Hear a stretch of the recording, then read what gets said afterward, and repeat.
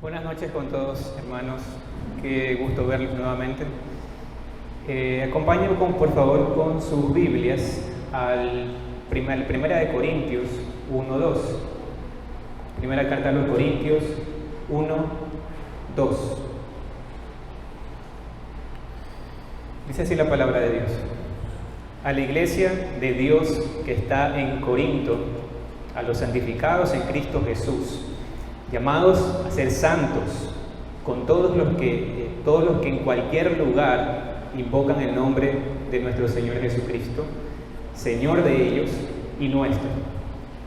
Durante estas semanas, hermanos, hemos estado viendo distintas obras de la gracia del Señor. Las gracias que obviamente el Señor nos imparte en su salvación, en la salvación que el Señor hace en el pecador. Hablamos, por ejemplo, del llamamiento eficaz, hablamos también un poco de la justificación, hablamos también un poco de la adopción, y debemos decir que todo esto que hemos mencionado, es posible, únicamente es posible por nuestro único mediador, que es el Señor Jesucristo. Solamente por el Señor Jesucristo son posibles todas estas obras de gracia de nuestro Dios. Todo ciertamente lo tenemos en Él y es por Él. Y ese ciertamente debe ser el énfasis, el Señor Jesucristo. En Cristo, no los beneficios como tal que tenemos, sino Cristo, pues todo, como he dicho, lo tenemos en Él. Así también, por ejemplo, la justificación, la adopción, todas estas cosas que, si bien es cierto, son cosas apreciables, son cosas buenas que tenemos, pero sin Cristo absolutamente no son nada. Al igual que el Evangelio. Si el Evangelio no tenemos a Cristo presente en el Evangelio tampoco no tiene absolutamente nada bueno que darnos. Pero ciertamente es valioso porque está Cristo, y la justificación y la adopción son ciertamente valiosas porque vienen por Cristo, porque las tenemos en Cristo. Por eso sería ciertamente un error apreciar más esas bendiciones que tenemos de parte de Dios que aquel dador de esas bendiciones, que es el Señor. Por eso es necesario, hermanos, tener clara la necesidad de nuestra unión con el Señor Jesucristo. Eso es vital, es muy importante para entender estos beneficios salvadores, como por ejemplo la justificación o la adopción.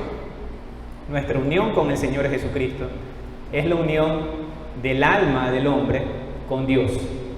Podríamos definirlo de esa manera, la unión del alma del hombre con Dios. Y no se trata, hermanos, solamente de poesía que puede sonar bonito, es una realidad, algo que es real. Hay una participación real de la naturaleza divina en el alma del hombre. Es ciertamente una unión íntima, vital y espiritual entre Cristo y su pueblo. Es por eso que Henry Scougal, un teólogo, él llamaba al cristianismo vida divina, así le llamaba él al cristianismo, por la naturaleza del cristianismo, pues es la imagen de Dios resplandeciendo en el alma del hombre.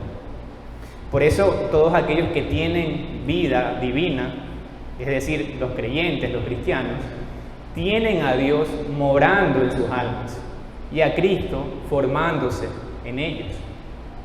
El hombre que tiene la vida divina es gobernado por Dios, ciertamente.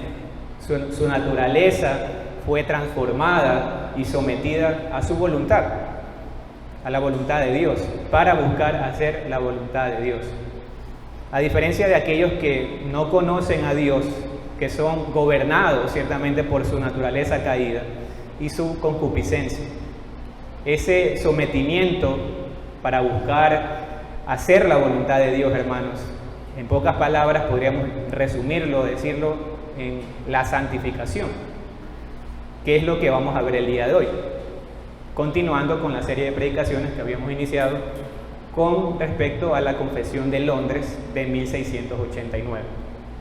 Se lo invito a ver nuevamente el pasaje que leímos, 1 Corintios 1:2, y que se percate de algo importante.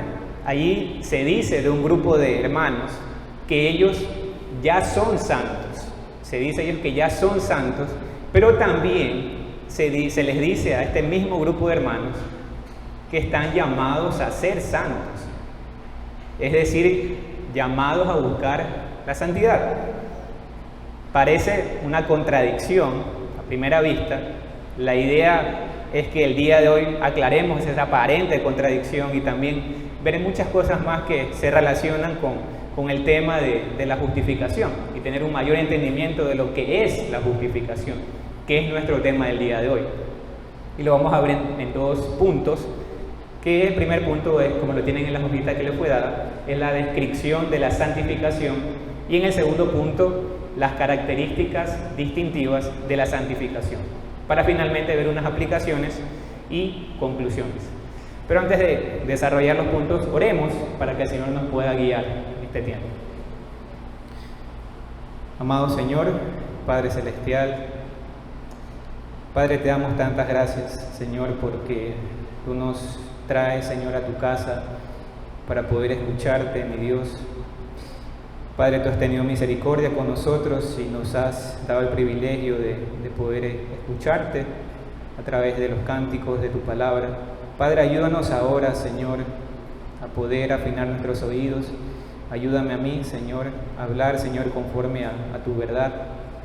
Padre, te pedimos, Señor, todas estas cosas en el nombre de tu Santo Hijo, el Señor Jesucristo. Amén. Vamos al punto 1, hermanos, la descripción de la santificación. Ahora que los creyentes ya hemos sido elegidos, hemos sido llamados, hemos sido justificados, hemos sido adoptados, entran los creyentes en la vida cristiana, en una nueva etapa, que es una vida de crecimiento en santidad, con altos, bajos, gozos, tristezas, luchas, adversidades, victorias, también fracasos y muchas cosas, bueno, malo, muchas cosas. Pero en todas estas cosas, ciertamente somos más que vencedores por medio de aquel que nos amó, nuestro Señor.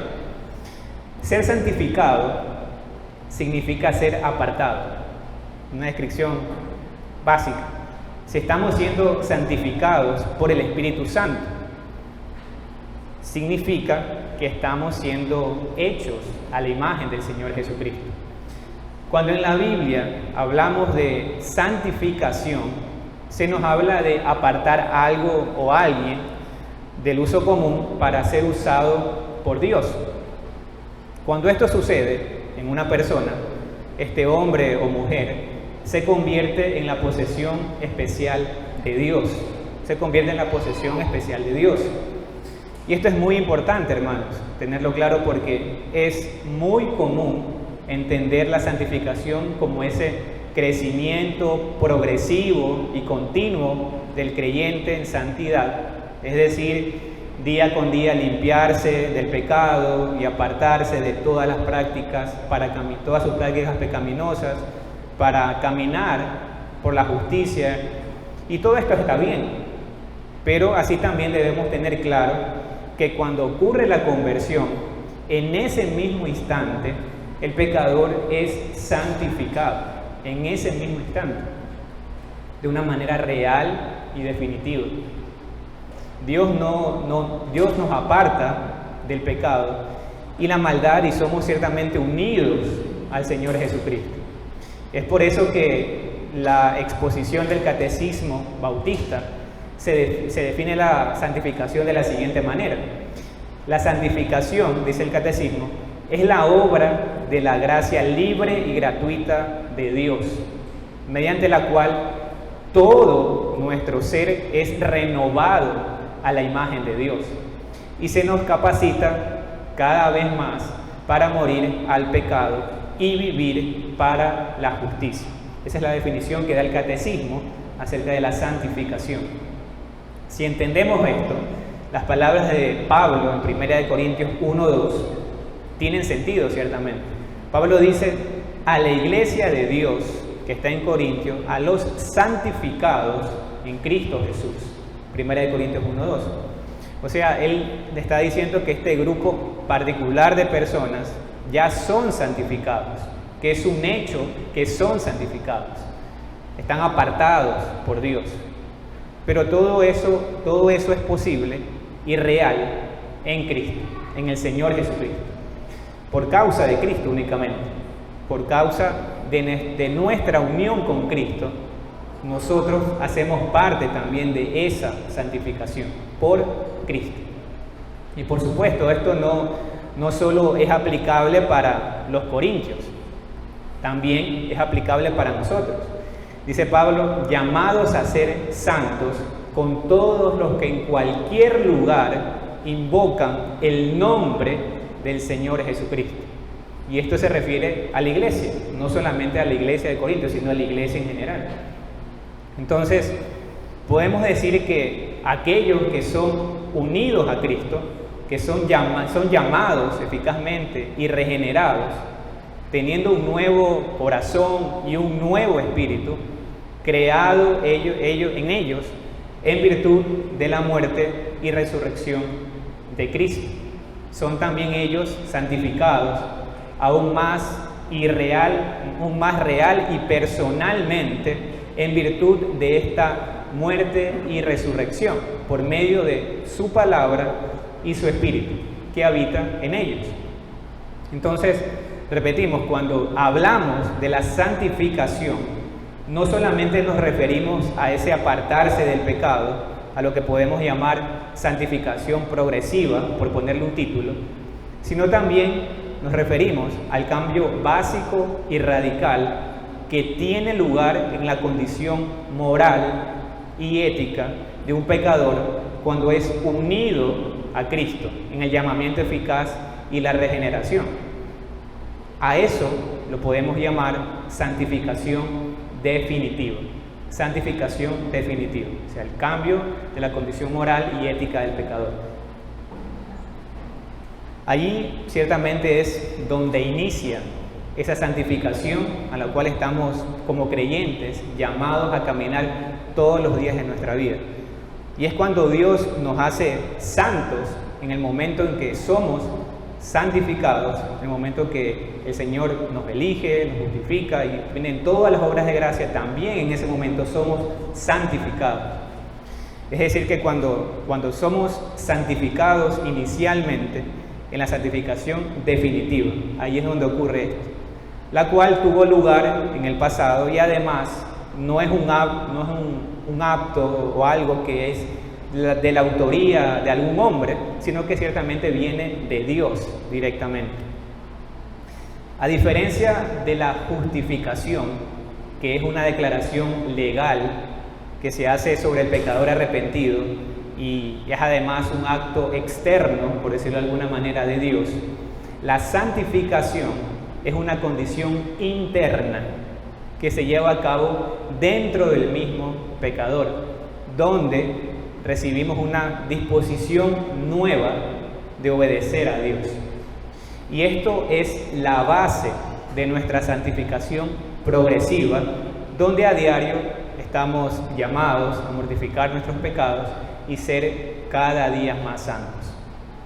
Veamos, hermanos, Primera de Juan 2:29. Primera de Juan 2:29.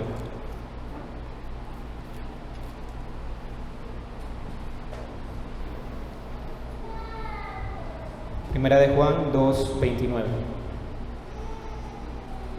Si sabéis que Él es justo, sabed también que todo el que hace justicia es nacido de Él. Y un poco más adelante, Primera de Juan 3, del 9 al 10. Todo aquel que es nacido de Dios no practica el pecado, porque la simiente de Dios permanece en él y no puede pecar, porque es nacido de Dios. En esto se manifiestan los hijos de Dios y los hijos del diablo. Todo aquel que no hace justicia y que no ama a su hermano, no es de Dios. Entonces, en base a estos textos que leímos, podemos decir que el camino natural de un cristiano, de un creyente, desde su conversión, es la santidad, es el camino natural. Y aquel que no ande por ese camino, es muy difícil que pueda seguir llevando el título de cristiano. Es muy difícil. Pues claramente el Señor nos ordena no practicar el pecado.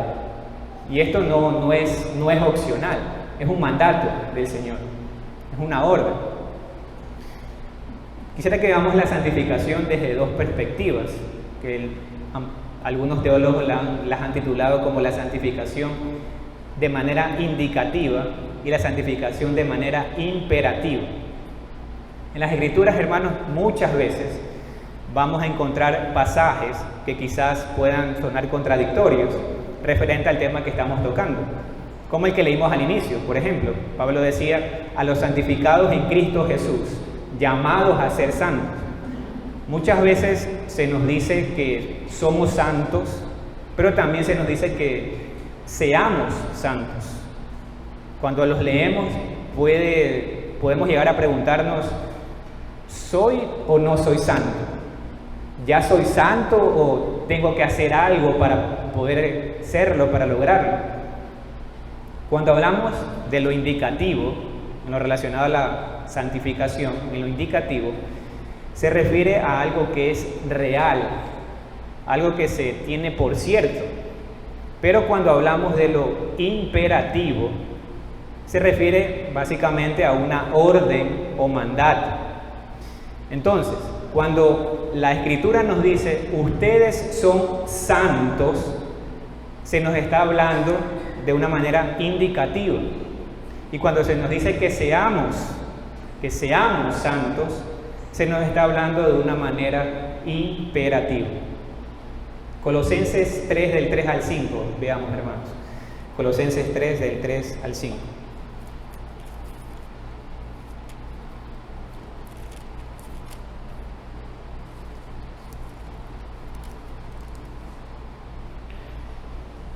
Colosenses 3, del 3 al 5. Porque habéis muerto y vuestra vida está escondida con Cristo en Dios. Cuando Cristo, vuestra vida, se manifieste, entonces vosotros seréis manifestados con Él en gloria.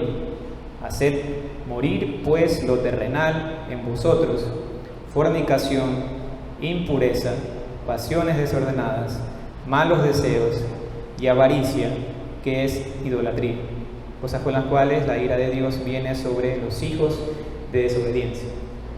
Y nuevamente leamos el versículo que habíamos leído inicialmente, 1 Corintios 1, 2. A la iglesia de Dios que está en Corinto, a los santificados en Cristo Jesús, llamados a ser santos, con todos en los que en cualquier lugar invocan el nombre del Señor Jesucristo. Usted quizás se esté preguntando: ¿por qué tiene de importante ver la santificación desde estas dos formas, de la forma imperativa y de la forma indicativa? ¿Qué tiene de importante esto? Tiene importancia porque en base a esto podemos definir que lo primero es la santificación de una manera indicativa. Eso es lo primero. Y luego la santificación de una manera imperativa.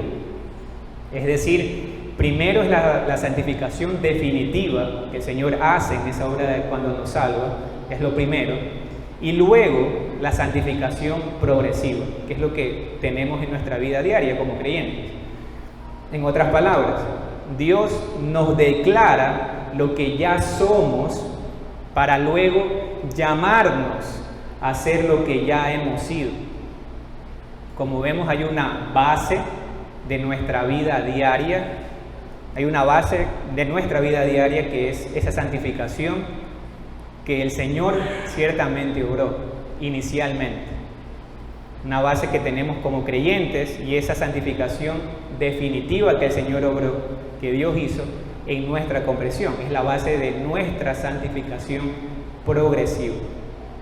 Y así como los otros beneficios también que hemos recibido, este también es por gracia, no por obras. Entonces, hermanos, es imposible para cualquier hombre evidenciar que ha sido santificado de una manera definitiva por Dios. Es imposible que puede evidenciarlo sin que existan frutos de una santificación progresiva. Es imposible que un hombre pueda evidenciar que ha sido santificado de una manera definitiva por Dios sin que existan esos frutos de una santificación progresiva. Veamos Romanos 6 del 1 al 2. Romanos 6 del 1 al 2.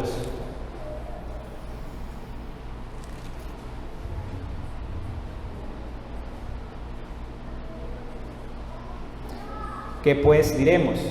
¿Perseveraremos en el pecado para que la gracia abunde? En ninguna manera, porque los que hemos muerto al pecado, ¿cómo viviremos aún en él?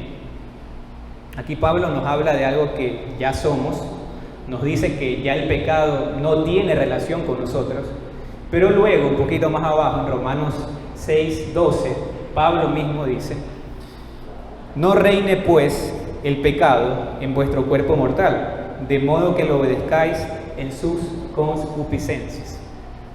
¿Hay alguna contradicción? No. Simplemente aquí Pablo nos da un mandato de vivir de acuerdo a eso que ya somos. Todo lo que hacemos es bajo el poder del Espíritu Santo, ciertamente, en nosotros.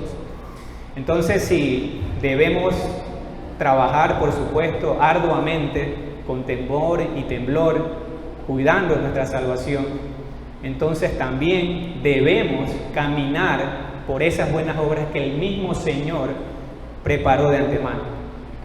Pues si tenemos la capacidad para poder hacerlo, por supuesto que sí. Gracias a esta santificación definitiva que Dios hizo inicialmente.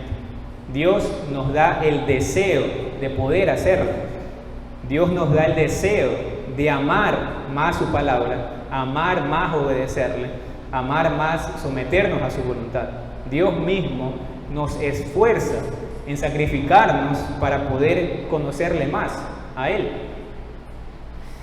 Habíamos dicho que la santificación definitiva es primero, pero hay una causa por lo cual se aplica esta santificación definitiva. Y esta es en virtud de la muerte y de la resurrección del Señor Jesucristo. En virtud de la muerte y resurrección del Señor Jesucristo. Veamos Romanos nuevamente 6 del 5 al 6. Romanos 6 del 5 al 6. Porque si fuimos plantados juntamente con Él en la semejanza de su muerte, así también lo seremos en la de su resurrección, sabiendo esto que nuestro viejo hombre fue crucificado juntamente con Él, para que el cuerpo del pecado sea destruido, a fin de que no sirvamos más al pecado. Y un poco antes, en el versículo 2, Pablo hablaba también de la muerte al pecado, y la única forma en la que morimos al pecado es en la muerte del Señor Jesucristo al pecado. Morimos al pecado mediante nuestra unión con Cristo en su muerte al pecado. Los cristianos morimos al reinado del pecado en nuestras vidas por la muerte de Cristo, y Cristo mismo se convierte en nuestro Rey. Los creyentes somos resucitados también a una nueva vida, una vida que da gloria a Dios, que vive para obedecer a Dios y que vive ciertamente para agradar a Dios. Y nuevamente, lo que veíamos inicialmente, todo esto es posible por nuestra unión con el Señor Jesucristo. El Señor usa medios para esta santificación, y son su palabra y su espíritu. Cristo dijo: santifícalos en tu verdad, tu palabra es verdad. Y el apóstol Pablo en Romanos 8 nos exhorta a no vivir según la carne, sino según el espíritu. Esta es la única forma en la que podemos pelear con el pecado, y las diversas concupiscencias se irán ciertamente debilitando y las iremos mortificando cada vez más. Como resultado, los creyentes nos iremos vivificando y fortaleciendo más y más en todas las virtudes salvadoras dadas por gracia por nuestro Dios, para la práctica de toda verdadera santidad. Veamos, hermanos, 2 de Corintios 7:1. 2 de Corintios 7:1.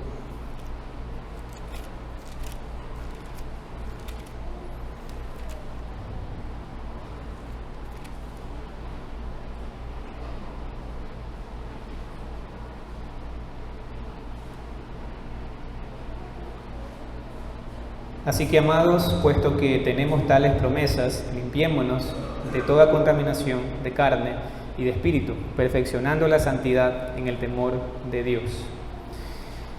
¿Por qué es necesario, hermanos, crecer en santidad? ¿Por qué es necesario? Porque es necesario perfeccionarnos, como dice el apóstol Pablo. Es una buena pregunta. Porque sin santidad nadie verá al Señor. Dice el autor de Hebreos, en Hebreos 12:14. Y el mismo Cristo decía también en Mateo 5, bienaventurados los limpios de corazón, pues ellos verán a Dios. Veamos el punto 2, las características distintivas de la santificación. Las características distintivas de la santificación. Esta santificación de la que hemos estado hablando se efectúa, hermanos, en el hombre en su totalidad, aunque también debemos decir que es incompleta en esta vida, ya que todavía quedan remanentes, algunos vestigios de corrupción, de donde surge una continua y irreconciliable guerra entre el espíritu y entre la carne. Quisiera que este punto lo veamos en tres puntos adicionales, que son las raíces de esta lucha, la naturaleza de esta lucha y los combatientes de esta lucha. Entonces, veamos el primero, las raíces de esta lucha. Cuando decimos, hermanos, que la santificación se efectúa en el hombre en su totalidad, esto es porque el Espíritu Santo viene a vivir en el hombre en el momento que es regenerado. El hombre es librado de la esclavitud del pecado. Entonces sus deseos, pensamientos y emociones son renovados y son hechos santos por el Espíritu de Dios. Es por eso que se hace posible para el hombre someterse más y más a la voluntad de Dios y dar muerte al pecado por esa acción previa que hizo Dios, que obviamente la inició Dios. Ahora bien, aunque dijimos que la santificación se efectúa completamente en el hombre, también debemos decir que es incompleta en esta vida. ¿Por qué es incompleta? Porque todavía quedan algunos remanentes de corrupción en nosotros. Y a esto le llamamos el viejo hombre, que es nuestra carne. Vayamos a Romanos 7:18, hermanos. Romanos 7:18.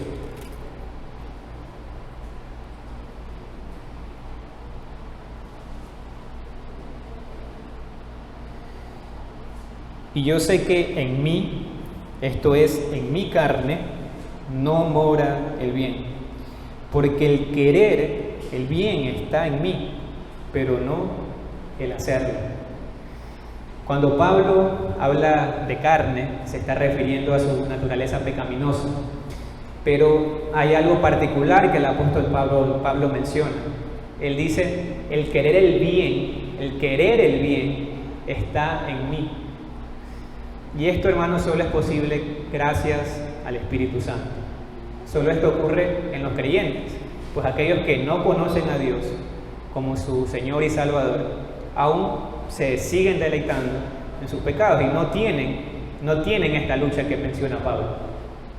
Otra razón por la que es incompleta también la santificación es porque Dios tiene un propósito con ese remanente de pecado en nosotros. Y es que mientras estemos, hermanos, en este mundo, dependamos absolutamente de Dios. Y ciertamente no de nuestras propias fuerzas, no de nuestra propia sabiduría, sino de Dios, de la sabiduría de Dios. Y esto es para que el creyente sepa que separado de Cristo nada puede hacer. Y además que siempre tenga presente que solo en Cristo encontrará verdaderas palabras de vida. Y sin duda todo esto que hemos dicho, trae gloria al nombre de nuestro buen Dios. Nosotros obedecemos y nos esforzamos por conformarnos a la imagen de Cristo, y en todo esto, en toda esta obra, el Señor se lleva la gloria. ¿Por qué? Porque es su plan, es su salvación, todo le pertenece a Él. Veamos Filipenses 3:12, hermanos. Filipenses 3:12.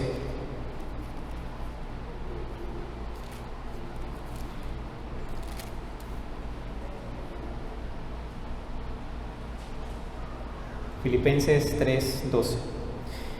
No que lo haya alcanzado ya, ni que ya sea perfecto, sino que prosigo, por ver si logro hacer aquello para lo cual fui también asido por Cristo Jesús. Pablo aquí nos viene hablando en el contexto de nuestra carrera hacia la meta de conformarnos a la imagen del Señor Jesucristo. Y él mismo dice no haberlo alcanzado. El apóstol Pablo mismo dice eso, no haberlo alcanzado. ¿Cuánto más nosotros, hermanos, debemos, al igual que el apóstol Pablo, seguir hacia esa meta en todos los días de nuestra vida? ¿Por qué es importante, hermanos, enfatizar la raíz de esta lucha? Porque hay personas que la niegan, hay personas que niegan esta lucha, y tristemente muchos que están dentro de iglesias evangélicas o supuestamente evangélicas. Algunos dicen que podemos llegar a un punto en el que no pecaremos jamás en esta vida, es decir, alcanzaremos la perfección en esta vida. Dicen que llegaremos a ser tan santos que no pecaremos. Inclusive algunos dicen que en el momento en el que Dios nos salva, en ese mismo momento somos hechos santos, y de ahí en adelante no pecamos nunca jamás. Pero, hermanos, la palabra de Dios nos afirma algo totalmente diferente. La palabra de Dios nos habla de esforzarnos, la palabra de Dios nos habla de vivir en santidad delante de Dios, nos habla de morir a nosotros mismos y vivir para la gloria de Dios, nos habla de obedecer a Dios, nos habla de obedecer los mandamientos de Dios. Y ciertamente esto no concuerda con estas ideas que había mencionado, de que en esta vida podemos alcanzar la perfección. La alcanzaremos, por supuesto que sí, pero cuando ya no estemos en este mundo. Pero mientras estemos en esta tierra, tendremos esa lucha constante. Veamos, hermanos, Primera de Juan 1:8. Primera de Juan 1:8.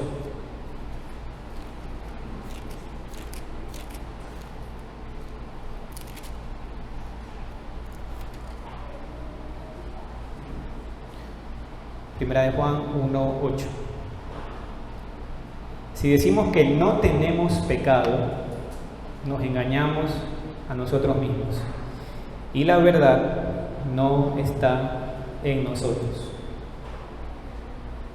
El apóstol Juan, hermanos, con un solo versículo, destruye toda esa doctrina que, tristemente, como dije, muchas iglesias, entre ellas evangélicas, sostienen. El apóstol Juan dice que este perfeccionamiento o libertad total del pecado en esta vida es una completa mentira. Y es una blasfemia que atenta contra las Escrituras, pues no estaríamos hablando según la verdad, que es lo que nos habla el apóstol Pablo, el apóstol Juan. Y esto, hermanos, es una blasfemia también, porque en un sentido niega la obra santificadora del Espíritu Santo, obra que perdurará a lo largo de nuestra vida cristiana. Porque si no podemos pecar, entonces ¿qué sentido tiene que tengamos el Espíritu Santo si no podemos pecar? Por eso entonces es una blasfemia sostener que vamos a dejar de pecar en esta vida. Es Dios ciertamente quien gobierna la vida del creyente, en la persona del Espíritu Santo.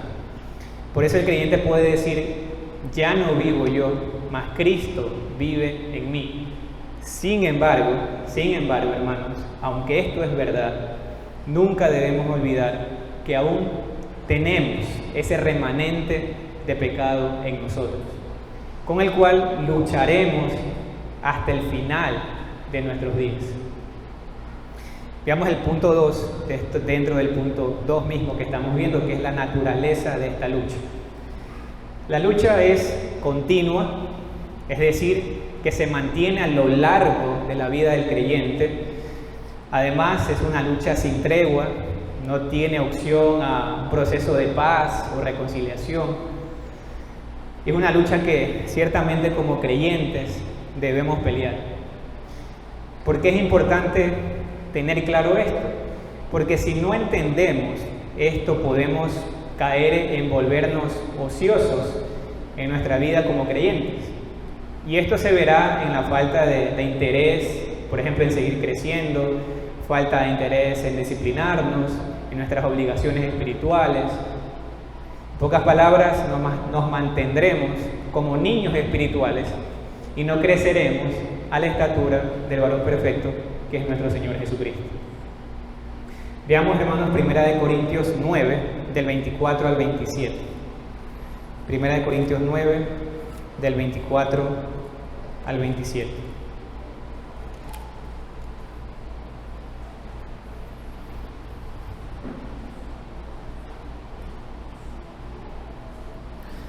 ¿No sabéis que los que corren en el estadio, todos a la verdad corren, pero uno solo se lleva el premio? Corred de tal manera que lo obtengáis. Todo aquel que lucha, de todo se abstiene. Ellos, a la verdad, para recibir una corona corruptible, pero nosotros una incorruptible. Así que yo de esta manera corro, no como a la aventura. De esta manera peleo, no como quien golpea al aire, sino que golpeo mi cuerpo y lo pongo en servidumbre.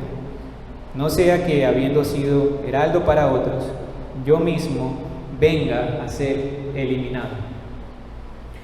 Por tanto, debemos, hermanos, esforzarnos en hacer lo que Dios nos ordena en su palabra. Así como un atleta se prepara durante años para ganarse una medalla, nosotros en cambio nos debemos esforzar, el apóstol Pablo dice, por una corona incorruptible, eterna, que no se desgasta con el tiempo. Debemos esforzarnos en agradecimiento porque ya hemos recibido un regalo supremo que es nuestra salvación en Cristo Jesús. Y es nuestro deber cuidarla con temor y temblor. ¿Y cómo lo puedo hacer? Caminando en santidad. Los creyentes debemos esforzarnos y disciplinarnos a nosotros mismos en nuestros deberes espirituales para fortalecer nuestra fe y dependencia de Dios. Siguiendo con la analogía que nos da el apóstol Pablo del atleta, el atleta dentro de su preparación sabe que tiene que quizás de privarse de muchas cosas que pueden afectar su rendimiento.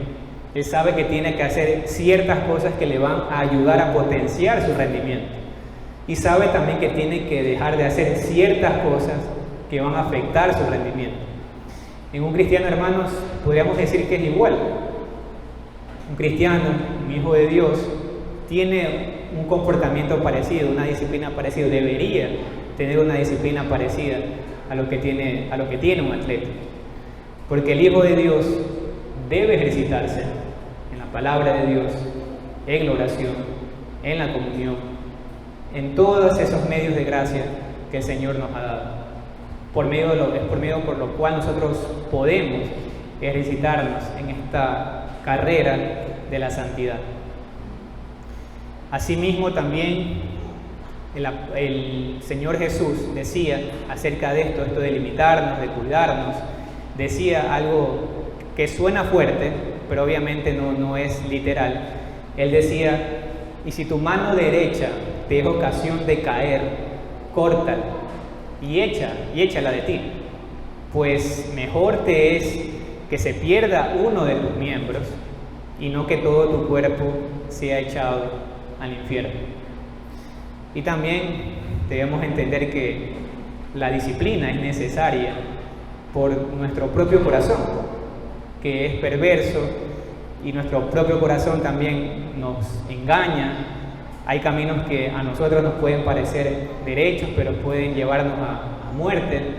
Por todo esto es necesaria una disciplina, que es la analogía que hacía Pablo acerca del atleta. Entonces, como vemos, la palabra de Dios nos advierte que hay cosas que nos pueden desviar.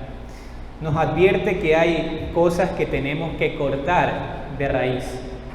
Nos exhorta a ser sabios, nos exhorta a aplicar sabiduría y ser disciplinados en nuestra vida. Y precisamente a esto se refería Pablo cuando decía, sino que golpeo mi cuerpo y lo pongo en servidumbre.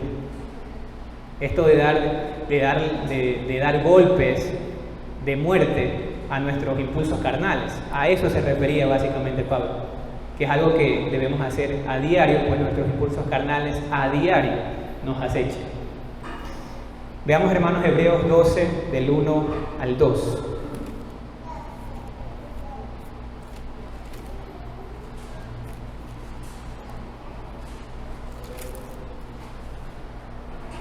Hebreos 12, del 1 al 2.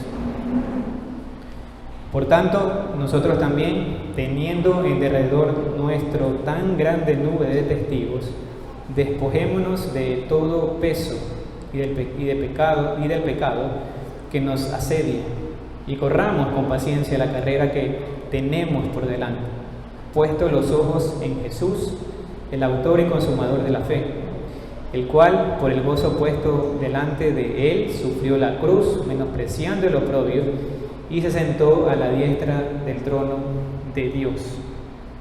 Alguien aquí podría estarse diciendo, me queda claro que debo forzarme y debo disciplinarme para poder correr esta carrera de la santificación. Pero ¿cómo lo hago? ¿Cómo puedo ganar esta batalla que sé que debo pelear, que sé que debo luchar? Y la respuesta es por los medios de gracia, que unidos a la fe y al Espíritu Santo nos ayudan a crecer en santidad, en conformidad a la imagen del Señor Jesucristo, por los medios de gracia. Al Señor le ha placido darnos de su gracia por medio, por ejemplo, de su palabra, algo que mencionábamos hace un momento, por medio de la participación de los sacramentos, la comunión, la disciplina eclesiástica. Estos son los medios ordinarios que el Señor nos ha dado para santificarnos. No crea que se trata de algo extraordinario o sobrenatural que debe ocurrir en su vida para que exista un cambio verdadero que genuinamente busque al Señor y de esa forma hacer su voluntad. No necesariamente tiene que ocurrir eso.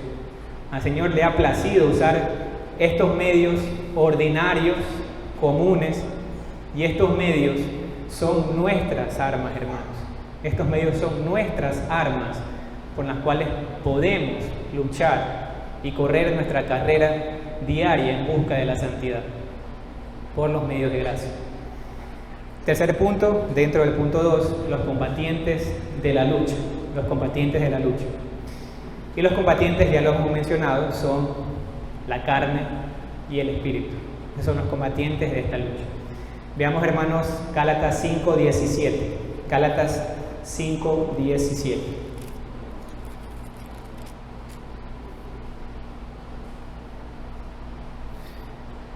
Gálatas 5:17.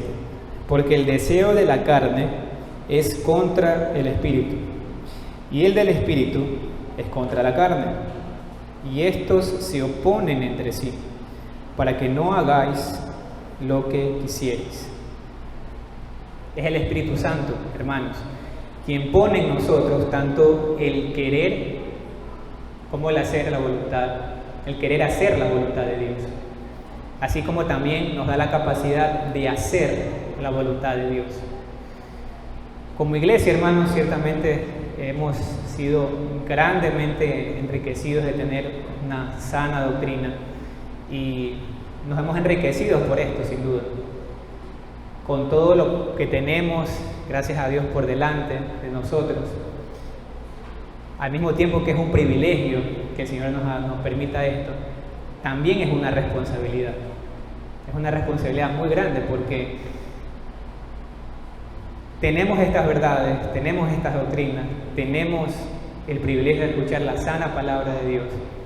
Pero asimismo, de todo esto, el Señor ciertamente nos va a pedir cuentas, porque somos responsables delante de Dios. Y si no estamos usando estos medios, si no estamos aprovechando estos medios como el Señor nos ordena, ciertamente, hermanos, deberíamos de temer. No al hombre, por supuesto. Deberíamos de temer a Dios y temblar delante de Él. Porque el Señor Jesús afirma que al que mucho se le confía, más se le exigirá. Y quiere a Dios que nos ayude a poder aprovechar todo lo que ha puesto en nuestras manos, para poder aprovecharlo en nuestro caminar de santidad. En esta guerra, hermanos, que estamos hablando, aunque la corrupción que aún prevalezca mucho tiempo, por algún tiempo, la parte regenerada en el creyente triunfa a través de la continua provisión de fuerzas por parte del Espíritu Santo. Pues debido al continuo accionar del Espíritu Santo, somos capacitados para crecer en santidad. Por eso Pablo decía en 2 Corintios 3:18, por tanto, nosotros todos, mirando a cara descubierta, como en un espejo, la gloria del Señor, somos transformados de gloria en gloria en la misma imagen, como por el Espíritu del Señor. Es gracias a la gloriosa obra y ministerio del Espíritu Santo que podemos caminar en santidad. Y si los hijos de Dios crecen en la gracia, y así los hijos de Dios crecen en la gracia, perfeccionándose en santidad, en el temor de Dios, prosiguiendo una vida celestial en obediencia a los mandatos de Cristo, como cabeza y rey, nos ha ordenado, como cabeza y rey que Él es, con todo lo que Él nos ha ordenado en su palabra. Filipenses 1:6, veamos, hermanos, Filipenses 1:6.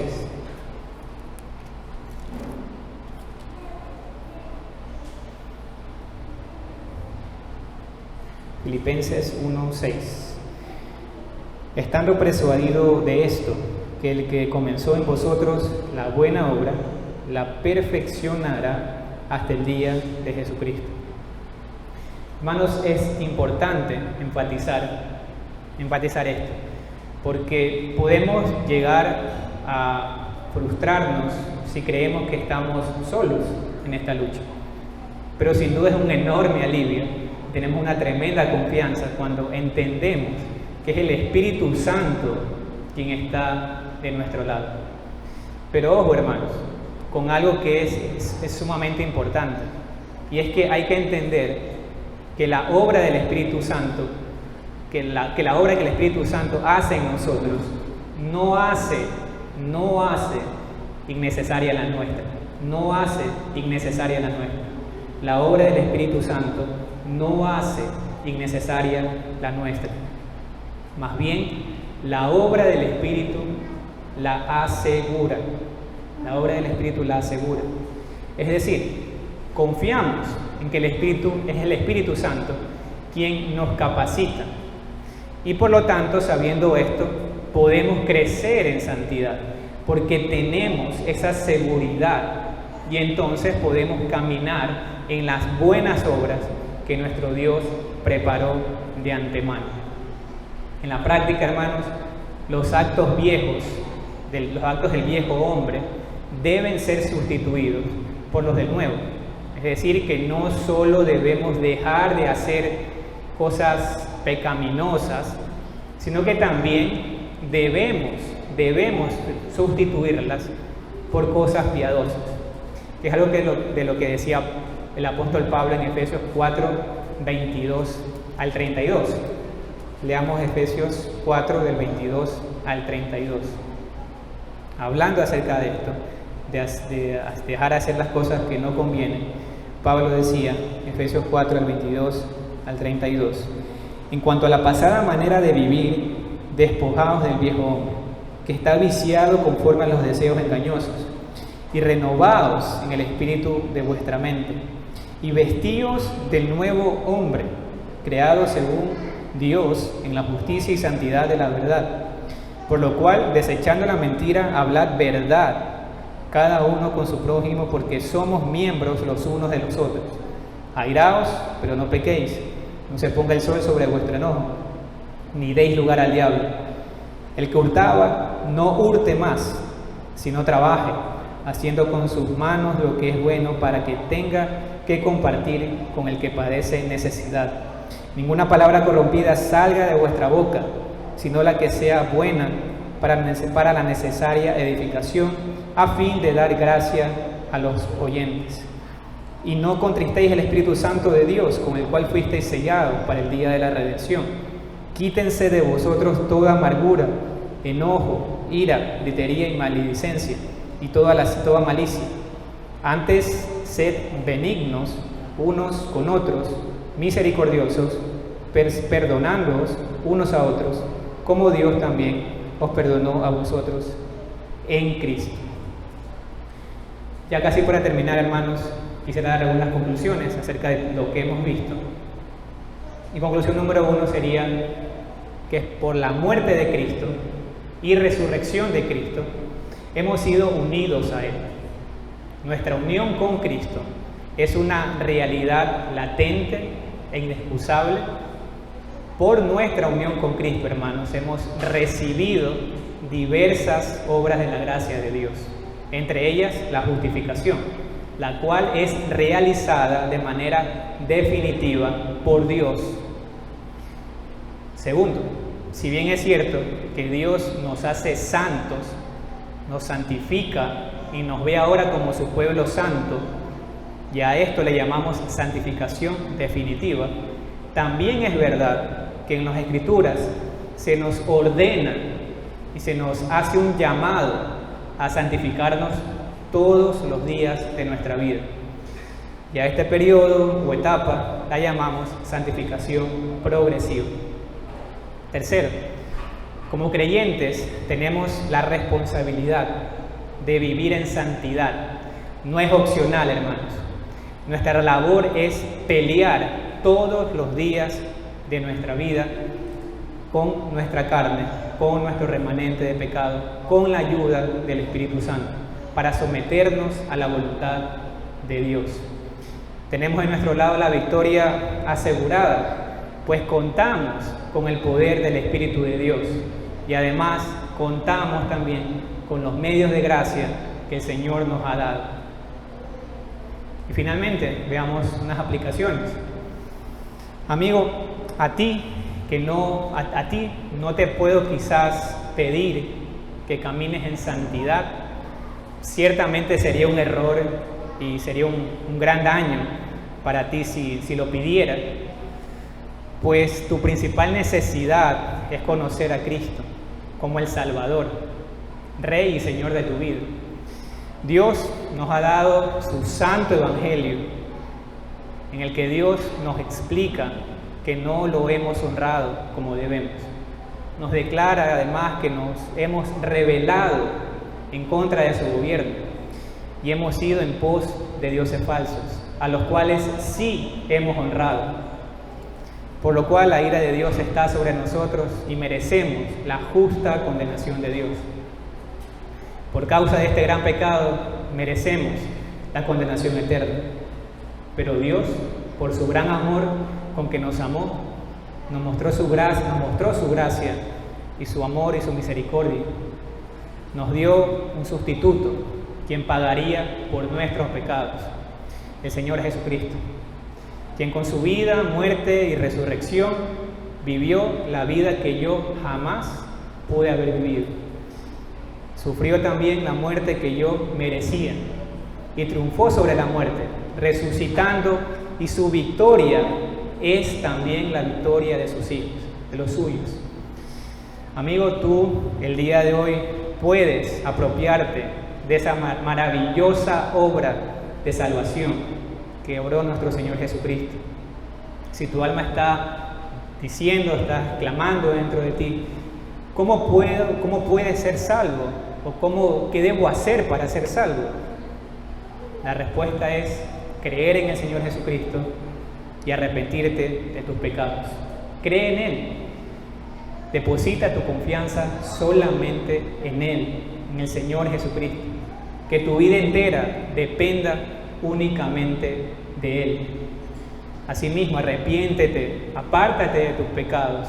Nunca olvides que el arrepentimiento no se trata simplemente de moralidad. Esto lo puede hacer cualquiera. El arrepentimiento es una cuestión del corazón que sin duda se verá exteriorizado en tu vida práctica. El Señor dice en Isaías 65, me di a conocer a los que no preguntaban por mí, dejé que me hallaran los que no me buscaban. A una nación que no invocaba mi nombre le dije, aquí estoy. Quiera Dios en su gracia que pueda abrir tus ojos y puedas ver la belleza de nuestro Cristo, para que entiendas que por causa de Cristo vale la pena perderlo todo. Pero tú, ven a Cristo hoy, ven sin tardar. Si escuchas hoy su voz, no endurezcas tu corazón. Y a mis hermanos, quiero darles 5 principios que espero sean de utilidad para que podamos vivir la vida cristiana, para que de esta manera podamos crecer en santidad y temor delante de Dios. Esto es algo que el pastor Albert Martin también los plantea, y estos 5 principios evidentemente no son únicos, seguramente hay muchos más, pero hoy al menos quiero darles estos 5 que, como digo, espero que sean de ayuda. El primero sería, hermano, saque de su cabeza la idea de que existe una llave maestra para vivir la vida cristiana. Saque de su cabeza la idea de que existe una llave maestra para vivir la vida cristiana. Lo que le sirvió a usted no necesariamente le va a servir a otra persona, pues somos personas únicas en el sentido que somos distintos. Los libros ayudan, los seminarios ayudan, los campamentos ayudan, las conversaciones ayudan, pero no son la llave maestra. Muchas veces somos propensos a decir, pero dime algo, ¿cómo hiciste para conseguir tal o cual resultado? Y nos podemos llegar a frustrar cuando no ocurre lo mismo en nuestra vida. La Biblia no nos habla de una llave maestra, no nos habla la Biblia de esto, pero sí nos dice que toda la Escritura es inspirada por Dios y útil para enseñar, para redarguir, para corregir, para instruir en justicia, a fin de que todo el hombre de Dios sea perfecto, enteramente preparado para toda buena obra. Entonces, abandonemos esa idea carnal de querer encontrar una llave maestra.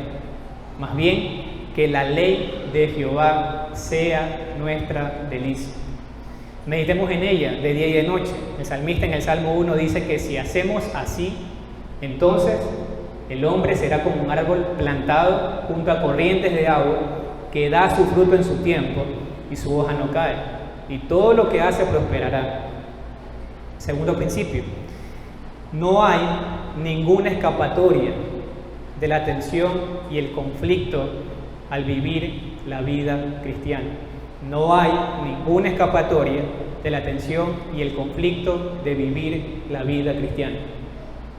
Muchos quizás, hermanos, anhelamos tener al menos un día en el que no tengamos que batallar con nuestro pecado, nuestra carne y el mundo. Pero tristemente, al menos mientras estemos en esta vida, eso no ocurrirá. Pues, como vimos hoy, como creyentes, debemos luchar todos los días. Debemos luchar con este remanente de pecado que tenemos en nosotros. debemos mortificar nuestros pecados, matarlo de hambre, porque solo así podemos santificarnos más y más. Tercer principio: no hay ninguna suspensión del empleo consciente de cualquier facultad de nuestra humanidad redimida al vivir la vida cristiana. No hay una suspensión del empleo consciente de cualquier facultad de nuestra humanidad redimida al vivir la vida cristiana. ¿A qué me refiero? Por ejemplo, cuando hablamos de la fe, decimos que es Dios quien nos da la fe, pues es un don de Dios. Pero así también decimos que es el hombre quien debe creer. Dios no creerá por nosotros, es el hombre quien debe creer. La obra de Dios en la gracia me capacita tanto para querer como para hacer. Y es porque obra en mí el querer y el hacer, por lo que yo puedo ocuparme en mi salvación con temor y temblor. Pues el que yo me ocupe, hermanos, en santificarme, es esa demostración de la obra de Dios. Es esa demostración de la obra santificadora definitiva de Dios, que Él inició en un momento de la historia. Y cuando lo vemos, hermanos, de esa manera, entonces tiene sentido las palabras de Pablo cuando decía: a los santificados en Cristo Jesús, llamados a ser santos. Dios lo ha hecho santo. Amén. Gloria a Dios, es una verdad. Pero también es su deber y responsabilidad desvivirse, obsesionarse, si quiere usar la palabra, o que sea su mayor afán, en el buen sentido, el conformar su imagen, al conformar su vida a la imagen del Señor Jesucristo, quien es el más claro ejemplo de santidad y obediencia a Dios. Cuarto principio: no espere una experiencia crítica, pues no es un elemento esencial para la vida cristiana. No espere una experiencia crítica, pues no es un elemento esencial para la vida cristiana. Con esto, hermanos, me refiero a que muchos cristianos creen que todo se puede resolver con una impartición especial del poder del Espíritu Santo, aparte de lo que ya Dios obró en la salvación. Y no es así. Muchos asemejan esto con hablar en lenguas, bautismos en el Espíritu Santo, ser sellados y muchas cosas más que rayan en el error. Hermanos, no negamos que el Señor nos puede llenar de su Espíritu Santo. No negamos eso. Por supuesto que Él puede hacerlo y debemos orar por ello. Pero no deberíamos orar por una experiencia crítica como la solución a todos nuestros problemas. Pablo decía: no os embriaguéis con vino, en lo cual hay disolución, antes bien ser llenos del Espíritu Santo, hablando entre vosotros con salmos, con himnos y cánticos espirituales, cantando y alabando al Señor en vuestros corazones, dando siempre gracias por todo y alabando al Señor, siempre gracias a Dios por todo, en el nombre de nuestro Señor Jesucristo. El apóstol Pablo nos dice que esta llenura, hermanos, se evidenciará por una vida agradecida, que se va a expresar por medio de alabar a Dios, glorificar su nombre. Se expresará también por una comprensión de su voluntad y conformidad a ella. Por eso es que debemos orar, no por una experiencia crítica como tal. Es por esto por lo que debemos orar, porque el Señor nos ayude a conformarnos a su santa voluntad, que es lo que es lo que realmente debe motivar nuestras oraciones y es lo que realmente debemos anhelar y debemos procurar en nuestras oraciones, caminar en santidad delante de Dios. Quinto principio, no descuidemos los medios de gracia. No descuidemos los medios de gracia. No hay nada, hermanos, ciertamente que pueda sustituir la palabra de Dios. Los sacramentos, la comunión, la disciplina eclesiástica, la oración, que son esos medios por los cuales el Señor nos bendice. Y si usted quiere saber cómo vivir en santidad, cómo vivir la vida cristiana, debe considerar de una manera urgente estos medios de gracia. Qué amor tan grande de Dios que nos deja su palabra, por la cual podemos ser exhortados, podemos ser animados, podemos meditar en ella. Los sacramentos, donde tenemos un recordatorio visual del Santo Evangelio de Cristo. La comunión, donde podemos expresar nuestro amor y agradecimiento a Dios, amando a nuestro hermano. La oración, donde podemos entrar al trono de la gracia y encontrar el auxilio de Dios.